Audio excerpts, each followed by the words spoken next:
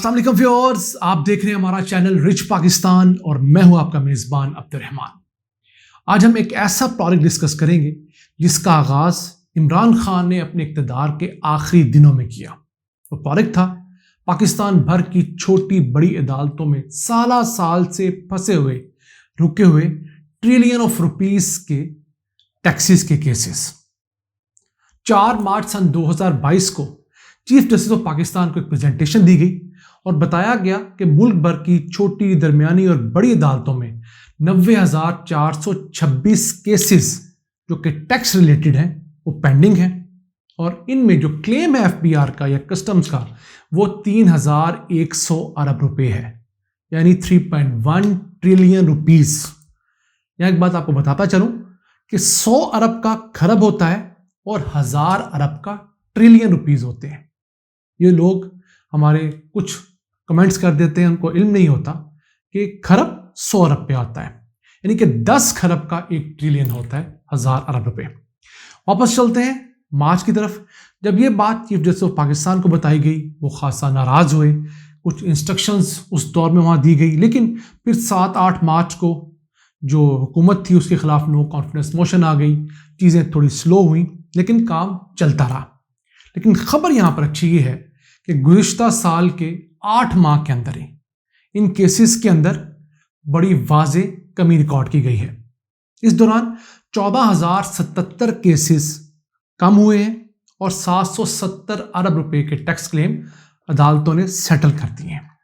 تو 31 دسمبر سن 2022 کو پاکستان بھر کی تمام عدالتوں میں جو کیسز پینڈنگ تھے وہ 90,426 سے کم ہو کر 76,349 رہ گئے، اور ریکوریز 3,100 ارب سے کم ہو کر 2,330 ارب روپے رہ گئے ہیں۔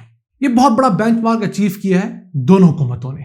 عمران خان نے اس کو انیشیٹ کیا، کچھ بنیادی چیزیں طے کر لی گئیں، ایف بی آر کو اس کام کے پیچھے لگایا، اور پھر اٹارنی جنرل اور ایف بی آر کے حکام کو بھیجا سپریم کورٹ کے چیف جسٹس کے سامنے، تمام ہائی کورٹ کے چیف جسٹس کے پاس ان سے ریکویسٹ کی گئی۔ انہوں نے علیحدہ بینچز بنائے، اسپیشل بینچز جو صرف ان ایف بی آر کے کیسز کو دیکھ رہے ہیں۔ اب سپریم کورٹ میں 3 بینچز ہیں جو ہر ہفتے ایف بی آر کے اور کسٹم سے ریلیٹڈ ٹیکس میٹرز کو دیکھتے ہیں اور فوری ڈیسائیڈ کر رہے ہیں۔ تو 8 مہینے کے اندر اتنا بڑا فرق میں سمجھتا ہوں بڑا اچھا فرق ہے 14,000 کیسز کا۔ اب اگر آپ کو یہ بتائیں کہ موجودہ صورتحال کیا ہے، تو اس موجودہ صورتحال میں یہ فیصلہ کیا گیا ہے کہ جتنے بھی ملک کے اندر چیمبر آف کامرسز ہیں یا ٹریڈ باڈیز ہیں، انجمن تاجران ہیں یا کچھ اور، ان کے ساتھ آؤٹ آف کورٹ سیٹلمنٹ کا ایک جو طریقہ کار دنیا میں ہے جس کو اے ڈی آر کہا جاتا ہے، پاکستان میں آلٹرنیٹ ڈسپیوٹ ریزولیوشن کے نام سے باقاعدہ اس کی قانون میں پروویژن موجود ہے۔ اس کے تحت مثالتی طور پر پیسے طے کیے جائیں گے۔ دونوں طرف سے زیادتی ہوتی ہے، ایف بی آر کسٹم بھی زیادہ پیسے بتاتا ہے، کچھ جگہ پر تاجر بھی ڈنڈی مارتے ہیں۔ تو ٹریڈ باڈیز کے ذریعے جو اچھے لوگ ہیں ان کو بٹھایا جائے گا، فیصلہ کیا جائے گا کہ 10 کروڑ کا کلیم ہے، جینوین اگر 4 کروڑ ہے تو 4 کروڑ دے کر یا 3 کروڑ دے کر ایک سیٹلمنٹ کی جائے اور چیزوں کو آگے بڑھایا جائے۔ کیوں؟ ایک تو پاکستان کے پیسے سٹک ہیں، دوسرا اس اوپر جو کاسٹ آ رہی ہے ایف بی آر کی، وکلاء کی، لیٹ ہونے کی، وہ پاکستان بیئر نہیں کر سکتا۔ اس کے ساتھ ساتھ اب ایف بی آر کے اندر ان تمام کیسز کو آٹومیٹ کر دیا گیا ہے، ڈیجیٹلائز کر دیا گیا ہے، اور ایک ڈیٹا مینجمنٹ سسٹم اپلائی کر دیا گیا ہے جس کے تحت پورے پاکستان کے کیسز کا روزانہ کی بنیاد پر ڈیٹا کمپائل ہو کر آتا ہے، رپورٹس ہوتی ہیں۔ پھر جو چیف کلیکٹر ہے اس کو یہ کہا گیا کہ وہ ان رپورٹس کے اوپر ایک اپنا سرٹیفکیٹ دیں کہ کہاں پر افسران جا رہے ہیں، اور اس چیز کو انشور کروایا جائے کہ جو سرکاری افسران ہیں وہ ایڈجسٹمنٹ نہ لیں۔ ایک یہ چیز بھی ہوتی تھی کہ پرائیویٹ پارٹیاں، تاجر سرکاری وکیل سے، ایف بی آر کے وکیل سے مل کر انہیں کچھ دے دلا کر تاریخ لینے کا کہتی تھی، تو جس نے کیس پرسو کرنا ہوتا تھا مدعی وہ خود ہی تاریخ لے لیتا تھا، تو چیزیں ڈیلے ہوتی تھیں۔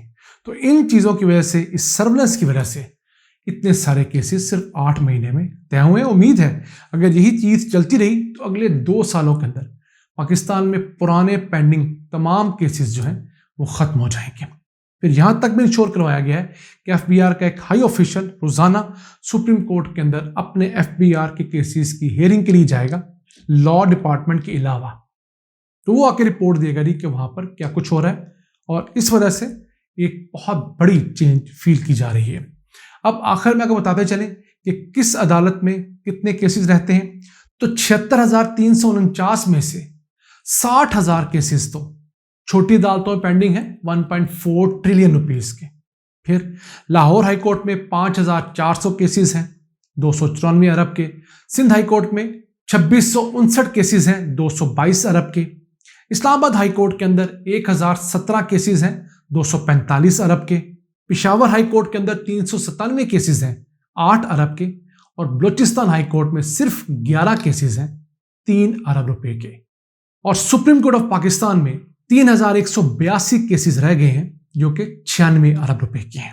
ناظرین، اگر پاکستان نے ترقی کرنی ہے، کچھ بننا ہے، تو ہمارے حکمرانوں کو ایک بات پر یہ فیصلہ کرنا ہوگا کہ پروڈکٹ کسی نے بھی شروع کیا ہو اس کو جاری رہنا چاہیے. دیکھیے، یہ ٹیکس والا پروڈکٹ عمران خان نے شروع کیا، پی ڈی ایم حکومت نے اپنی تمام تر نالائکیوں کمزوریوں کے باوجود اس کو جاری رکھا تو پاکستان کو 770 ارب روپے کا ریونیو کی مد میں ایک ریلیف تو ملا ہے نا. اگر یہ رفتار چلتی رہی اور اگلی آنے والی حکومت اس کے لیے مزید ریسورسز دے، لوگ دے، اس کے لیے لا کے لوگ دے، یقین کیجئے یہ کیسز 2 نہیں 1 سال میں بھی سیٹل ہو سکتے ہیں. جب عدالتوں کو پتہ ہوگا کہ سرکاری وکیل فل تیاری سے آیا ہے، عدالتوں کو کیسز کا علم ہے، تو جو شخص ملزم ہے یا جو ٹیکس چور ہے یا جس کا ڈسپیوٹ ہے، وہ لاکھ ایڈجرمنٹ لینا چاہے، ایڈجرمنٹ نہیں لے پائے گا. تو پاکستان بھر میں جتنے بھی سرکاری میٹر لیٹ ہوتے ہیں ان میں ایک بڑی وجہ بدقسمتی سے ہماری سرکاری وکلاء بھی ہوتے ہیں، جن کو کمپرومائز کروا دیا جاتا ہے، جن کا برڈن زیادہ ہونے کی وجہ سے وہ مجبور بھی ہوتے ہیں ایڈجرمنٹ لینے پہ. تو ہمارے ہاں عدالتوں کے اوپر اگر ہماری حکومتیں 10 سے 15 ارب روپے صرف سالانہ انویسٹ کرنا شروع کریں نئے ججز پر، نئے انفراسٹرکچر پر، تو اب یقین کیجئے اگلے 10 سالوں میں پاکستان کا نظام انصاف بھی دنیا کے صف اول کے نظام انصاف میں شمار کیا جائے گا.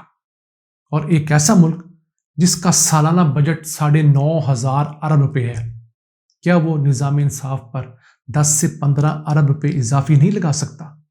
ایک وہ ڈپارٹمنٹ جس کو اگر تگڑا کیا جائے تو 75% عوام کو ریلیف ملنا شروع ہو سکتا ہے. ناظرین، آج کے لیے اتنا ہی. اپنے میزبان عبد الرحمان کو اجازت دیجیے. اللہ نگہبان.